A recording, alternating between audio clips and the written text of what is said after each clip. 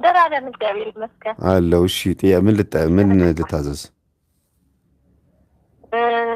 እኔ በጣም እንግዲህ ሀገር ነው የምንኖረው እና እኔ በጣም ጨጓራዬን ያመኛል እና አሁን በጣም አሲድ ያመኝ ነበር። አሲድ ነው ከዚህ በፊት ሆስፒታል ያሉ አሁን ደግሞ ጠፍቷል አሲዱ ብለው በጣም ወደ ራሴ ዞሮ ልቤንም በጣም ያመኛል። ልቤ በመታ ቁጥር ራሴን ማብሮ ይነቃነቃል እና ቅርቤ ስሄድ ምንም ነገር የለብሽም ነው የሚሉት።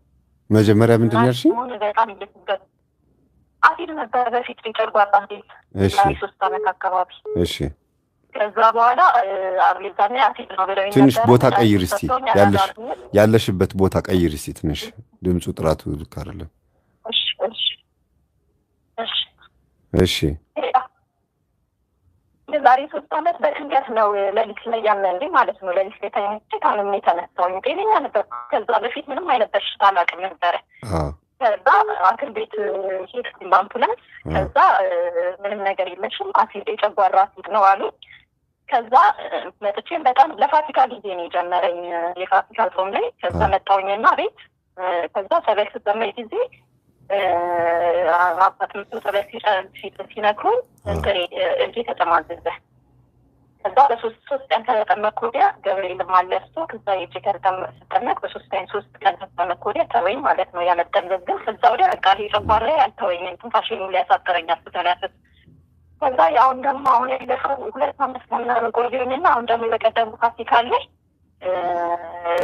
ወዴት ሄደው እንደገና ለሊት ላይ ተኝቼ 3 ቀን እንቅልፍ እንደመጀመር ከለከለኝና ከዛ ያ ደግሞ ወዴት ሄደው ወደ ራሴ ሄዳል። ልቤንና ራሴን ያዘኝ ጨጓራዬ ነው ማለት ነው። ከዛ ራሴ መነቃነቅ ጀመረ ልቤ በመታ ቁጥር። ሐኪም ቤት ስሄድ ኖርማል ነሽ ምንም የለብሽም ይሉኛል። ሐኪም ቤት ስሄድ ምንም አይነትም ሊሰጡኝ አይችሉም።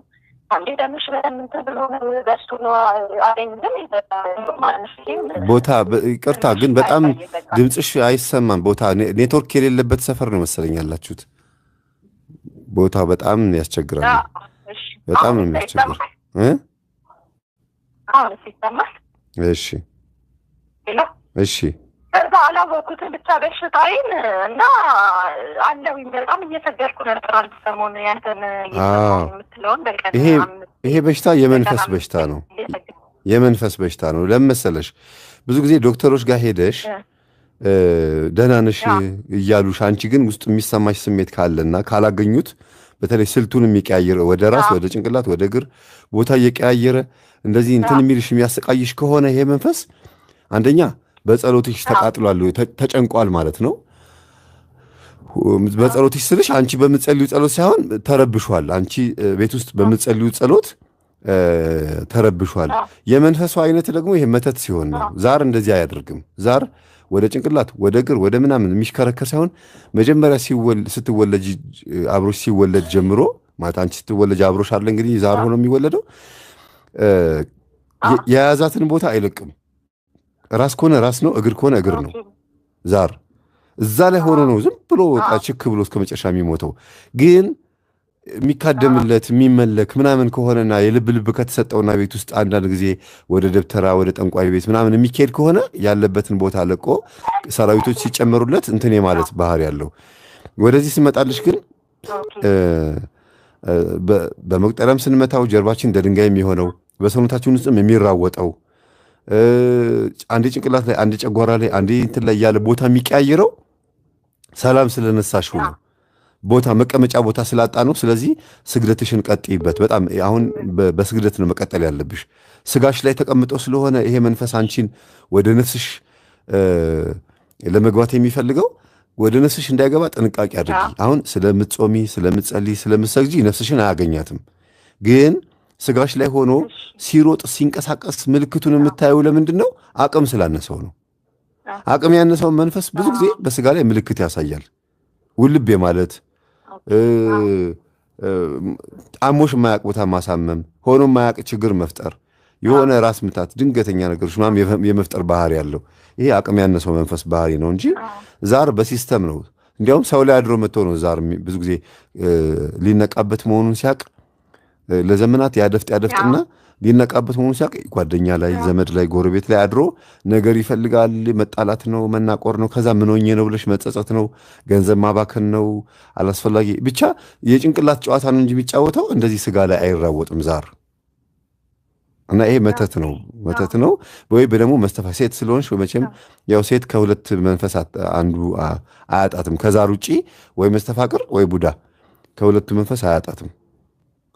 እና ይሄን ስሙን እየጠራሽ መቀጥቀጥ አለብሽ። እሺ ይሄን ይመስላል። በተረፈ ዛሬ 2 ወር አካባቢ እርጉዝ ነበር። በጣም እየጸለይኩኝ ነበረ። በ2 ወሩ ራሱ ልጁ ራሱ ወረደ። ምን ነገር እንሳለት ማለት ነው። ሾተላዋይሽ ስለዚህ እንደዛ ከሆነ ልጁን እንዳትወልጂው ወይም ደግሞ ልጅ እንዳይኖርሽ የሚከላከል አይነ ጥላ በውስጥ በኩል አይነ ጥላ ይኖራል። ሾተል እንግዲህ ይሄ ጽንስ የሚያስወርደው ሾተል ነው። ይሄ መንፈስ ደግሞ እናንተ በማህፀን ከዶክተር ጋር ሄዳችሁ ሉፕ የሚቀበርበት ፋሎፒያን ቲዩብ የሚባል ቀዳዳ አለ፣ የወንድ ዘር የሚያልፍበት እዛ ቦታ ላይ ሄዶ ነው የሚቀመጠው። ያንን ግን ጥሶ ደግሞ ሲያልፍና ልጅ ሲሆን ደግሞ ልጅ ከሆነ በኋላ ደግሞ ሁኔታሽን ያይና አያያዝሽን አይቶ ሊፋለምሽ ይሞክራል። በእምነትሽ ጠንካራ ካልሆንሽ ልጁን ይቀማሻል ማለት ነው። አንዳንድ እናቶች ምን ያደርጋሉ? አንዳንድ እናቶች ልክ አርግዛ 8 ወር አካባቢ ወይም 6 ወር ከ6 ወር እስከ 8 ወር ባለችበት ጊዜ ውስጥ ከጠንቋይ ወይም ከአውሊያ ከቃልቻ አንገት ላይ የሚታሰር አምጥተው ሴቷ ላይ ያስሩላታል። ገና ልትወልድ 2 ወር 3 ወር ሲቀራት።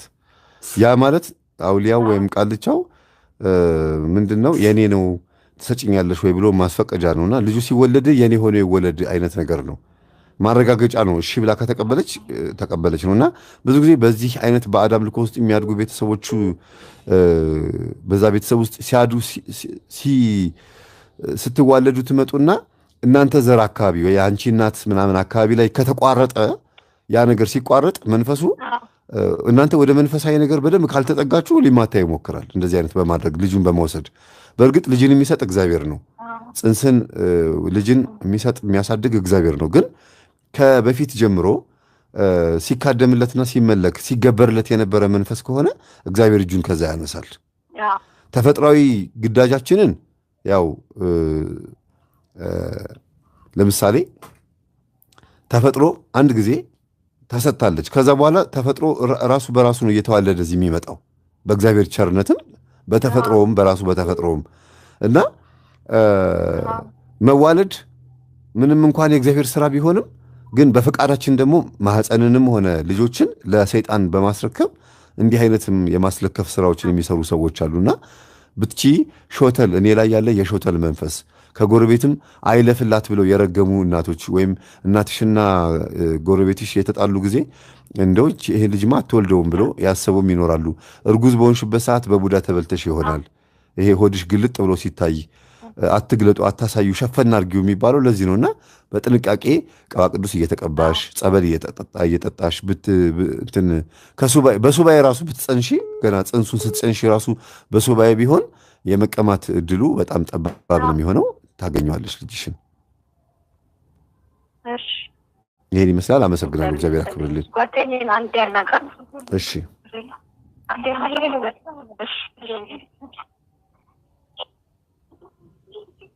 ሄሎ። አቤት።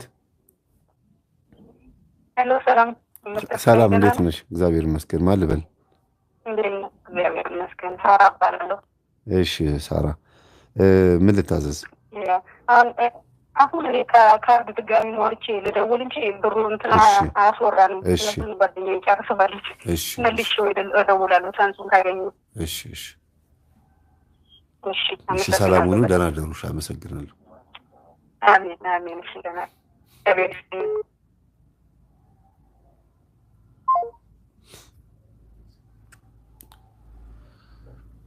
እሺ ምዕመናን፣ ሰዓት እየሄደ ነው። 3 ሰዓት ተኩል ይሆንና እጨርሳለሁ። 1-2 ሰዎችን ካገኘው በኋላ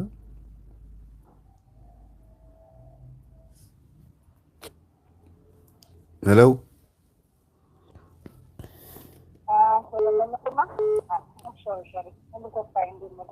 እግዚአብሔር ይመስገን። ድምፅሽን ትንሽ ከፍ አድርጊልኝ። እግዚአብሔር ይመስገን። ድምፅሽ ርቋል የኔ እህት። ኤርፎን ካለ ኤርፎኑን ንቀዩ። ኤርፎኑን ንቀዩ። አዎ እሺ እንትን ጥያቄ ነበረኝ።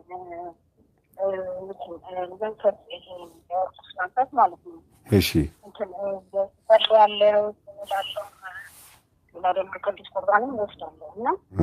መንፈሱ ግን በውስጥ ነው የሚያሸኮሽከው። እንደዚህ በአፌ ምናምን አይናገርም አንተ የምትለው ማለት ነው።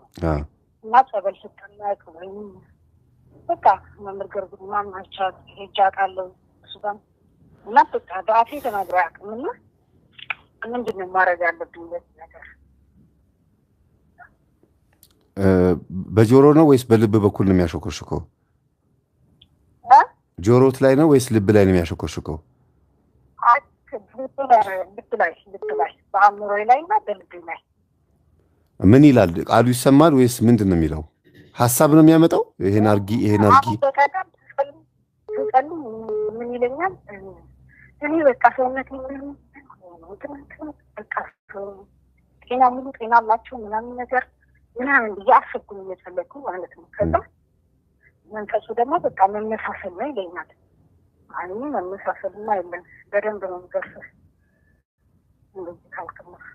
አዎ ግን እኮ እንዲህ አይነት ሀሳብ ካመጣ የኔ መቤት መንፈሱ ተደብቆ መስራቱን አቁሟል ማለት ነው። በግልጽ በጨበጣ ውጊያ ጀምሯል። ይሄ ደግሞ አንድ የሆነ ያጣው የተዳከመበት የሆነ ጉልበት አለ ማለት ነው። ጉልበቱን አጥቷል። አንቺን ወይም እርሶን፣ ይቅርታ አንቺ ልበል እርሶ ልበል? እሺ እርሶን ማሸነፍ ያቃተበት ወይም ደግሞ ኃይሉን በፊት ከነበረበት ኃይሉ ደክሟል፣ ወርዷል ማለት ነው። በጆሮ ማሾክሾክ ከጀመረ አይምሮ ላይ ተቀምጦ የሚያጠቃ መንፈስ ነው ማለት ነው። ይሄ መንፈስ ደግሞ ባህሪው ምንድን ነው? ማሾክሾክ አይደለም ባህሪው። በሐሳብ መልክ የራስዎት ሐሳብ አስመስሎ የሆነ ቦታ ወስዶ ያስቀምጦትና ጉዳዩን ካስጀመረ በኋላ በገንዘብም ይሁን በተለያየ አይነት ጉዳይ በትዳርም በምንም ካስጀመረ በኋላ ጫፍ ከደረስም በኋላ ዜሮ የሚያስገባ መንፈስ ነው። ስለዚህ ማንሾካሾክ ከጀመረ እና ምን ያደርጋል? ገንዘብ ከሆነ ድርጅት ከሆነ እስቲ ይሄን ነገር ልክፈት፣ ሱቅ ልክፈት ምናምን ብለው ያስባሉ። ወይ ትዳር ከሆነ እስቲ ልጅ ልግባበት፣ በቃ ልጀምረው፣ ምን ይደረግ ሰው ጨቅጭቆኛል ተብሎ ይጀመርና ከዛ ልክ ጫፍ ሲደርሱ የሆነ በቃ ጥሩ ውጤት የሚያመጡበት ደረጃ ላይ ዜሮ አድርጎ አስገብቶ ሁለተኛ እንዳይደግሙት አድርጎ የማበላሸት ባህሪ ያለውና አሁን ሐሳቡን ሲሰነዝር ያ በለመደበት ማንነቱ ነው። በፊት የለመደው እንደዚህ ነበረ። በሐሳብ መልክ እያስመሰለ እያመጣ ስለሆነ ያጠቃውት የነበረው አሁንም እርሶ የሚያዳምጡት አይመስለውም፣ ያሳስባል።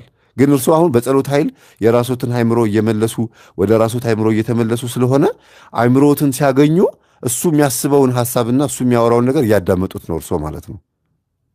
መንፈሱ በፊት እሱ የሚያወራውን የሚያስበውን እርሶ ይተገብሩለታል የራሶት ሐሳብ መስሎት አእምሮ ስለተጋራውት። አሁን ግን በጸሎት ኃይል የራሶትን አእምሮ እየወሰዱ እየነጠቁ ስለሆነ ገና ሲያስበው ራሱ እርሶ ያውቁታል። እንዲያውም አንዳንድ ጊዜ በዚህ ምልክቱ ምንድን ነው? ልትደውል ከመደወሏ በፊት አንዲት ቤተሰቦ ዘመዶም ወይም የሆነ ሰው ሊሆን ይችላል። ወይ እያሰብኩሽ ደወልሽ፣ ምን ነው እያሰብኩሽ መጣሽ ምን እላቸው ሰዎች አሉ። ይሄ የሚያሳየው በፊት ምን ያደርጋል? እስቲ ተነስተሽ ሂጂና ውጭና አግኛት ወይም ደግሞ ደውይላት ብሎ አስደውሎ መጥፎ ነገር በማድረግ በማጠላት በሆነ ነገር በማድረግ ችግር ውስጥ ሊከት የሚሞክርበት ዘዴው ነበረ ማለት ነው። አሁን ግን እየጸለዩ ያለ ሰው የሚደውል ከሆነ ወይ ቅዳሴ ላይ ያሉ ወይ ደግሞ መልካም የሆነ ጥሩ የሆነ ክርስትና ሕይወት ውስጥ እያሉ የሚጣላውት ሰው ከመጣ ያንን ሐሳብ ያሳስቦት የነበረው መንፈስ አሁን ሽንፈት ላይ ነው ያለው ማለት ነው። እየተሸነፈ ነውና እንደ መጥፎ ነገር አዩት። የመሸነፍ ምልክቱ ነው። ማሾክሾኩ በመጥፎ አይደለም። ለዓለማዊ ሰው ቢሆን ኖሮ ምን ይላሉ? ይሄ ኮንሺየስ ማይንድ ነው የውስጠኛው አይምሮ ነው ብሎ ስለሚያስብ የስሜቱ ሐሳት እየመሰለው ስድስተኛ የስሜቱ ሐሳት እየመሰለው ከአምስቱ ስሜቱ ሐሳት ጎን ለጎን አድርጎ ሊያስተናግደው ይሞክራል። በተለይ ነጮች እንዲህ አይነት የሚያሾከሹክ መንፈስ ካለ ምን ይላሉ? ይሄ በቃ የውስጡ ተፈጥሯዊ ማንነቴ ነው፣ አይኪው መጠኔ ከፍ እያለ ሲመጣ ነው እንደዚህ አይነት ነገር ውስጥ የገባሁት ብሎ ነው የሚያስቡትና ያስተናግዱታል። እሱም ያወራል፣ ያሾኮሹካል። ከዛ ይሄ ሌላኛው የውስጥ ማንነቴ ነው ብለው ያስተናግዱታል፣ አብረው ይኖራሉ። እኛ ግን በውዳሴ ማርያም ብቻ ስለምናቃጥለው ወይም ደግሞ እጃችን ላይ ባለችው ጸሎት፣ በትንሿ ጸሎት በቅዳሴም በምንም በማዛጋትም በምንም የሚሸነፍ ስለሆነ በጥበብ በጥንቃቄ ነው የሚሰራው። በግልጽ አያሾኮሹኩም። በግልጽ አያሾኮሹኩም። ልክ ሲያዝ ነው እንዲያውም የሚያሾኮሹከው። ሌሎቹ ላይ ግን በስነ ስርዓቱ እንዲያውም እኔ እኮ አንተ ነኝ ራስህ ነኝ አይዞህ አትፍራ ብሎ ሁሉ ያዋራቸዋል ድምፅ ሁሉ አውጥቶ እና እንደዚህ አይነት ነገር ሲያጋጥሞት እግዚአብሔር ይገስጽህ ብለው መገሰጽ ነው ያለበት ይሄን ድምፅ ሲያመጣ። ሌላ ደግሞ ጥያቄ ያለኝ ደግሞ እንትን የሆነ ሰው ማን በራእይ በእንትን በሱባኤ ገብቻ ማን እንዳደረገው ግን በእንቁላል ማለት ነው መኪና የተመቱ ማለት ነው እንደምገራበት እና አሁን ጤማም ይታበል አንዳንድ ጊዜ የሚያመኝ ማለት አንዴ ክርኛ ያመኛል በቃ ሰውነቴ ሁሉ እና አሁን የዚህ ሆን ይሄ የተደረገው የእንቁላል ነገር ይሆን? በእንቁላል ብዙ ጊዜ ድግምት ይደገማል። በእንቁላል ድግምት የሚደግሙት ደንቃራ ወይም ጮቤ የሚባለው ነገር ነው። ይሄ ደግሞ ለሁለት ነገር ነው።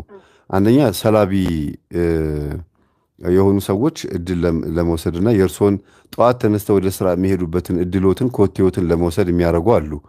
በትክክል ይሄ ሰው ትርፋማ ነው ውጤታማ ነው ከተባለ በሩ ላይ የሆነ ነገር ይደረግና ረግጦት እንደወጣ እድሉን እሱ ከሄደ በኋላ ያንን የፈረጠውን እንቁላል የሚያነሱ አሉ። አንዳንዶቹ ደግሞ አብር አንከርት ለማድረግ አብር አንከርት ማለት እንደወጣ በዛው እንዲቀር። አንዳንድ ሰዎች እንደወጣ በዛው ጠፋ እባካችሁ አፋልጉኝ ማስታወቂያ ተብሎ በአፋልጉኝ ማስታወቂያ ብዙ ሰዎች እንትን ይላሉና እንደወጡ በዛው ቀሩ ይባላል። ይሄ አብር አንከርት በዛው አጥፋው አብነው አንከርተው ተብሎ የሚላክ ነው። ሌላው ግን ዋናው ትልቁ ነገር ግን ሱሉስ ነው። ይሄ ማዞር በሽታን ማዛወር ነው። እንቁላል መኪናዎት ላይ ሲያፈርጡ በመጥፎ አይን ያዩ ሰዎች መኪናዎት ላይ በመጥፎ አይን ያዩ ሰዎች ወይም በመኪና አደጋ ሰው እንዲጎዱና እንቅፋት እንዲሆኑበትና ሰበብ እንዲሆኑበት ማድረግ ሊሆን ይችላል። በሽታ ማዛወር ሱሉስ የሚባል አለ። በሽታ ማዛወር እንቁላሉን ረግጦ ያለፈ ሰው የሌላ ሰው በሽታ ነው የሚቀበለው። ለምሳሌ እንቁላሉን በጭንቅላት ላይ እንደዚህ ያሽከረክሩትና ከዛ ውጭ አውጥተው ይጥሉታል። ሲጥሉት የረገጠው ሰው የዚህኛውን ሰውዬ ራስ ምታት ማይግሪንም በሽታ ምንም ይሁን ለዛኛው ሰውዬ ይዛወራል። ማዛወር የሚባለው ይሄ ነውና ምናልባት ከነዚህ ውስጥ አንዱ ሊሆን ስለሚችል እርሶ እኔ ውስጥ የመጣህ በእንቁላል የገባህ የደንቃራ የሰላቢ ምቀኛ የሟርት መንፈስ በስላሴ ስም ታስረሃል፣ በድንግል ማርያም ስም በቅዱስ ሚካኤል ስም በኢየሱስ ክርስቶስ ስም ታሰር ብለው እያሰሩ ከቤት መውጣት አለበት። መኪናዎት ውስጥ ከመግባቶት በፊት ቤት ውስጥ ጸሎት ክፍል ሆነው መንፈስን ማሰር መለማመድ ያስፈልጋል። ብዙ ሰዎች አስረው ሲወጡ ተጠቃሚ ሆነዋል እና ዲያብሎስን ተቃውሙት ሲባል እሰሩትም ማለትም ጭምር ነው ማለት ነው። ይሄን ይመስላል። አመሰግናለሁ። አንድ ደግሞ በዚህ ላይ በእንቁላል ከተመታ በኋላ የሆነ ሰው ምን አለኝ ወፍ ሊወልድ ይችላል። ወፍ ስትወልድ ይሆናል እንደዛ። ግን ይህ እንዴት ሊሆን ይችላል? ወፍ ምን ወፍ ወልዳ ይሆናል። ልክ ነው እኮ ታዲያ አይደለም? ልክ ነው እኮ አሁን እኮ ነው አይደለም ለማለት እኛ ፍጡራን ነን አናቅም። እኔም ቢሆን በስልክ ነው የሰማሁት፣ እርሶም ቢሆኑ ፈርጦን ያዩትና ያ ሰው በጎ ሐሳቢ ነው። በጣም ቅን መልካም መንገድ የሚያስብ ሰው ነው። ስለ መናፍስት በምገባበት ሳይት ተመታው መኪናው ግን በምገባበት ሳይት ነው የተመታው። በቃ እንቁላሉ እንደዚህ እንትን እያለ ነው። ልክ በቃ የወፍማ አይመስልም። ወፍማ ከሆነች ከላይ ነው የሚፈርጠው ጣራ ላይ ወይም ወፍማ ከሆነ ከላይ ጣራው ላይ ነው የሚፈርጠው ወይም ደግሞ ኮፈኑ ላይ ከፊት ለፊት ወይ ከኋላ ማረፊያው ላይ ነው የሚያርፈው። ይሄ ግን በጎን ከተወረወረ ከፈረጠ ግን ችግር አለ ማለት ነው። መቼም ከሰው እጅ ላይ ወድቆ ነው እንዳይባል ከሰው እጅ ላይ ከወደቀ መኪናውን አይነካውም እና በዚህም ቼክ ማድረግ ይቻላል የሰው እጅ መሆኑ።